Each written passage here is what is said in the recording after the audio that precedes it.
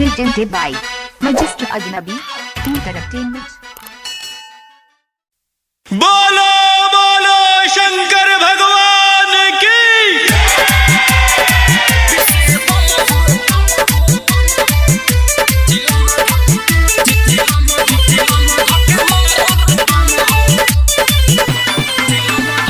Music by Vikas Raj Muzaffarpur.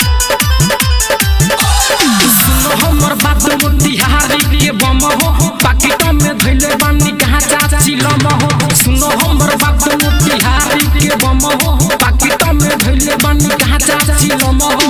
Bhole बाबा के नाम तू धोके माते सतने जरावला ऐसे वाला विषय बम हो सिसे चिलम धके मार तू दम हो। ऐसे वाला विषय बम हो सिसे चिलम धके मार तू दम हो।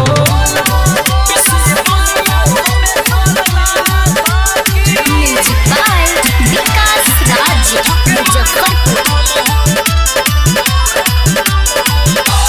बाबा के नाम होवे रसली दवाई चढ़े में न सुईरा पहाड़ बुझाई।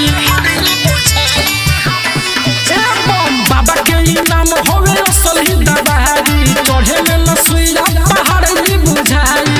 जेकर नाथ होले नाथ पर विश्वास रही हो ओकर कुछो नाही होई जबले आस रही हो। सोचत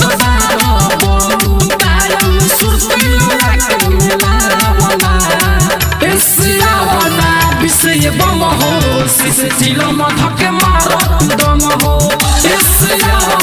विषय बम हो सिसे चिलम धके मार दम हो। म्यूजिक बाय मुन्ना राज।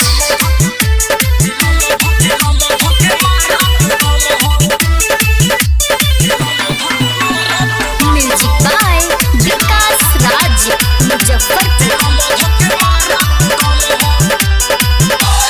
जहे दाम जख्मी लेल बाढ़े मारी ढारे में न जल होई कब परसानी। चंद्रमोहन मुन्ना राजा लेल बाढ़े मारी ढारे में न जल होई कब परसानी। बोलत रह बोलबम नैया पार होई हो चंदन शर्मा तोहर सपना ई साकार होई हो। भोले बाबा के कृपा रही तो होई न पावर कम हो। ऐसा विषय बम हो सिसे चिलम धके मार दम हो। ऐसा विषय बम हो सिसे चिलम धके मार दम हो। भोले बाबा के नाम तू धके माते सतने जरावला ऐसा विषय बम हो सिसे चिलम धके मार दम हो। ऐसा विषय बम हो सिसे चिलम धके मार दम हो। राज स्टूडियो स्टेशन रोड सुगौली।